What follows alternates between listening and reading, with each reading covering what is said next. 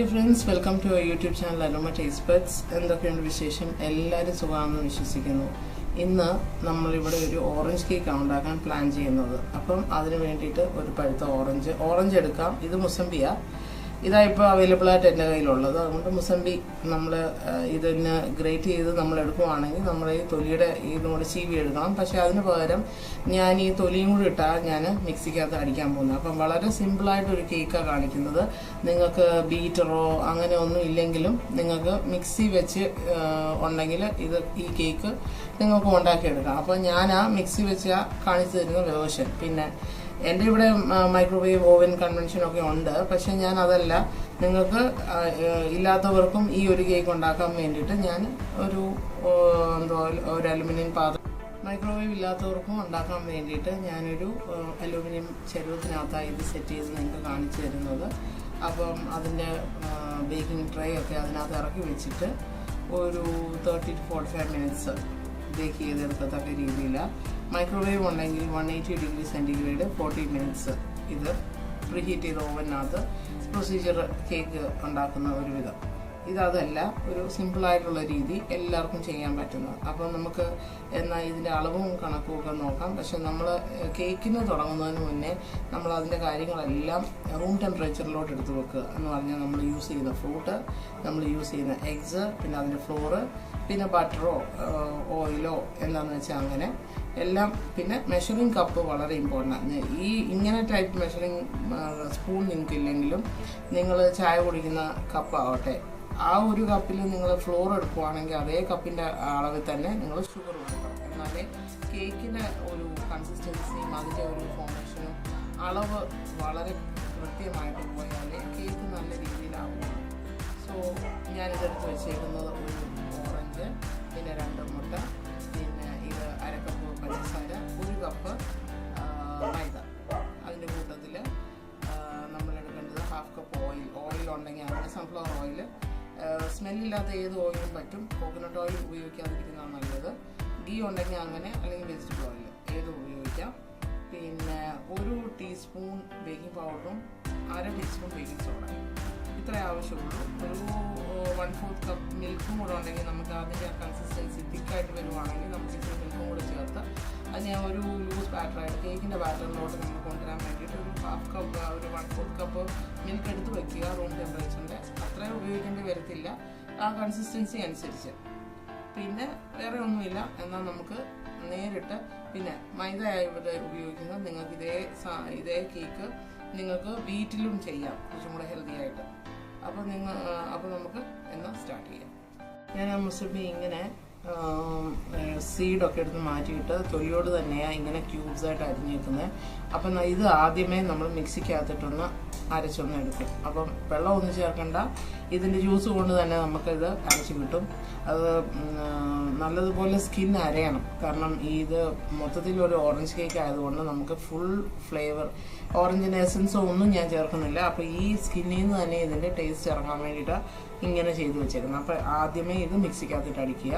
പിന്നെ അതിന് ശേഷം ഓരോ മുട്ട, ഇവിടെ 2 മുട്ടയാണ് ഉപയോഗിക്കുന്നത്. അപ്പോൾ ഓരോ മുട്ടയായിട്ട് ചേർത്ത് അടിച്ച് അതിലൊരു ബാറ്ററാക്കി ഇട്ടതിന് ശേഷം വേണം നമുക്ക് എടുത്തു വെച്ചേക്കുന്ന പഞ്ചസാരയും പൊടിച്ച് ചേർക്കണം. മൈദയും കൂടെ ചേർത്താണ് നമ്മൾ ആ ബാറ്റർ റെഡിയാക്കുന്നത്. അപ്പം പ്രൊസീജിയർ ഓരോന്ന് ചെയ്യുന്നതിനനുസരിച്ച് കാണിച്ചു തരാം. അപ്പോൾ ആദ്യം ഇത് നമുക്കൊന്ന് അരച്ചിട്ട് ഓരോ മുട്ട വീതം ഇതിനകത്തോട്ട് ചേർത്ത് ആ ഒരു ബാറ്ററായിട്ട് കൊണ്ടുവരാം. അപ്പം നമ്മൾ ഒരു ബൗളെടുത്ത് വെച്ചിട്ടുണ്ട്. അതിനകത്തോട്ട് 1 കപ്പ് മൈദ, ഇത് സീവ് ചെയ്ത് വെച്ചേക്കുന്ന മൈദയാണ്. അതുകൊണ്ട് 1 കപ്പ് മൈദ എടുത്ത് വെച്ചിട്ടുണ്ട്. അതിൻ്റെ അകത്തോട്ട് 1 കപ്പ് മൈദയിലോട്ട് 1 ടീസ്പൂൺ ബേക്കിംഗ് പൗഡർ ഇടുക. ഇതൊരു ടീസ്പൂണാണ്. 1 ടീസ്പൂൺ ബേക്കിംഗ് പൗഡർ ഇട്ടിട്ട് 1/2 ടീസ്പൂൺ ബേക്കിംഗ് സോഡ ഇതും കൂടെ ചേർക്കുക. ഞാനിവിടെ ബേക്കേഴ്സിൻ്റെ ബ്രാൻഡാണ് എടുത്തേക്കുന്നത്. ഏതെങ്കിലും നല്ല ബ്രാൻഡ്, എക്സ്പയറി ഡേറ്റൊക്കെ ഒത്തിരി നിയറസ്റ്റൊക്കെ ഉള്ളത് എടുക്കല്ല. കാരണം അതിൻ്റെ ഫെർമെൻറ്റേഷൻ, അതിൻ്റെ കൺസിസ്റ്റൻസി ഒന്നും റെഡി ആവത്തില്ല. അപ്പം 1/2 ടീസ്പൂൺ ബേക്കിംഗ് സോഡ, ഇതിനകത്തോട്ട് 1/2 ടീസ്പൂൺ ബേക്കിംഗ് സോഡ ഇടുക. പിന്നെ നമ്മൾ ഈ എടുത്ത് വെച്ചേക്കുന്ന മിക്സ്ചർ നല്ലതുപോലെ ഒന്ന് ഇളക്കി യോജിപ്പിക്കുക. യോജിപ്പിച്ചതിന് ശേഷം ബേക്കിംഗ് സോഡയും ബേക്കിംഗ് പൗഡറും എല്ലാ സ്ഥലത്തും ഒന്ന് ജോയിൻ ചെയ്യാൻ വേണ്ടിയിട്ട് നമ്മൾ സീവ് ചെയ്തെടുത്ത് വെച്ചിരിക്കുന്നതാണ്. ഒന്ന് ചേർത്ത് മിക്സ് ചെയ്യാം. ഇതിൻ്റെ അകത്തോട്ട് നമുക്കിനി എടുത്ത് വെച്ചേക്കുന്ന മുട്ട, പിന്നെ നമ്മുടെ ഓറഞ്ച്, ഷുഗർ ഇതെല്ലാം കൂടെ ബ്ലെൻഡറിനകത്ത് മിക്സ് ചെയ്തേക്കണം. നമുക്കിത് ഈ ബാറ്ററിനകത്തോട്ട് ഈ മിക്സറിനകത്തോട്ട് നമുക്ക് ചേർക്കാം. അപ്പം ഇതെല്ലാം കൂടെ ചേർത്തിട്ട് നല്ലതുപോലെ യോജിപ്പിക്കണം. ഈ ഒരു സ്പാച്ചുല വെച്ചോ നല്ലതുപോലെ ഇത് ജോയിൻ ചെയ്യണം.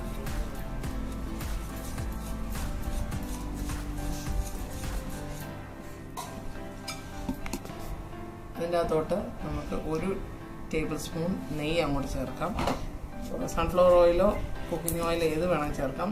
കോക്കനട്ട് ഓയിൽ ചേർക്കാതിരിക്കുന്നതാണ് നല്ലത്, കാരണം ഒരു സ്മെല്ല് വരുമല്ലോ. അപ്പം ഞാനിതിനകത്ത് ഗീയാണ് ചേർത്തേക്കുന്നത്. മീൻസ് ഈ മിൽമയുടെ ഈ ഗീയാണ് ചേർത്തത് 1 ടേബിൾ സ്പൂൺ.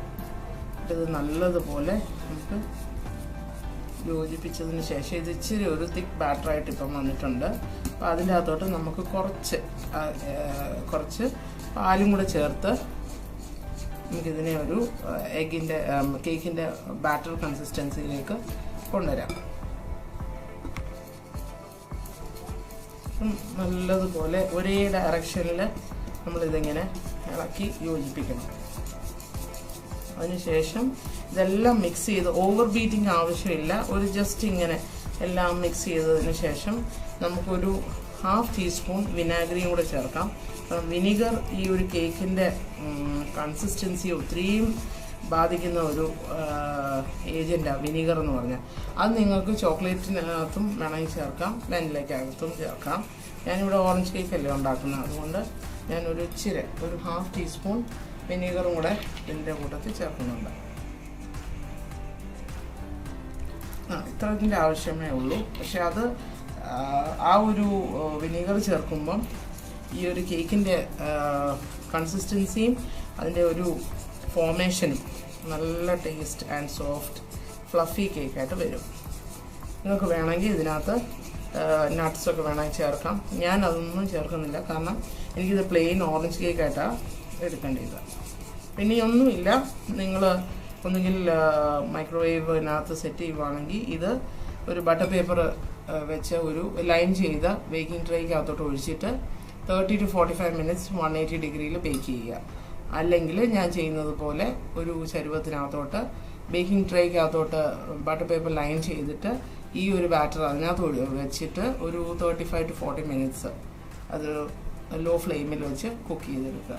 അപ്പം നമുക്ക് ഏത് വിധത്തിലും നിങ്ങൾക്ക് ചെയ്യാം. ഞാൻ ചെയ്യുന്നത് ഇവിടെ കാണിച്ചു തരാം.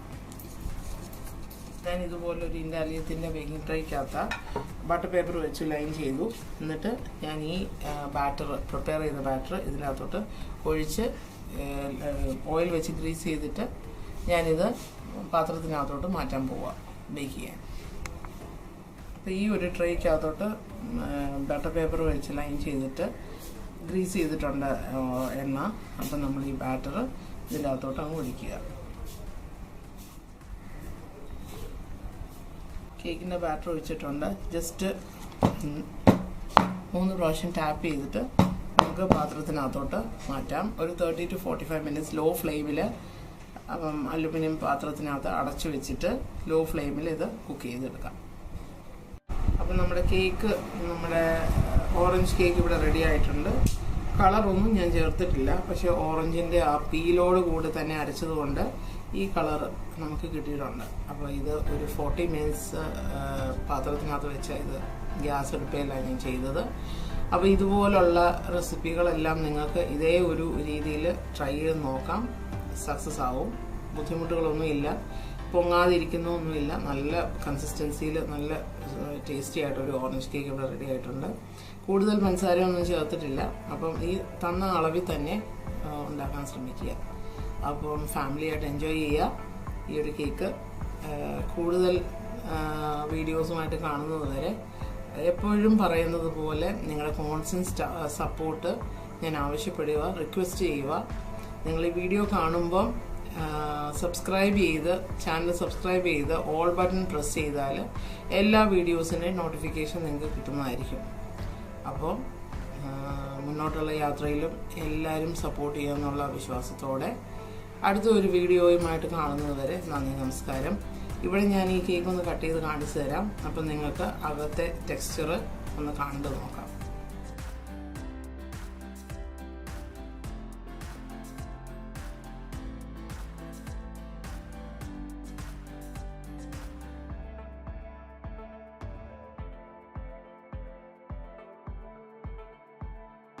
അപ്പോൾ ഇതായി കേക്കിൻ്റെ കൺസിസ്റ്റൻസി, നല്ല സോഫ്റ്റും ഫ്ലഫി ആയിട്ടുള്ള കേക്ക്. അപ്പോൾ ഇതുപോലുള്ള റെസിപ്പികൾ ഇനിയും എൻ്റെ ചാനലിൽ വരുന്നതായിരിക്കും. നിങ്ങൾ കാണുക, ആസ്വദിക്കുക, സപ്പോർട്ട് ചെയ്യുക.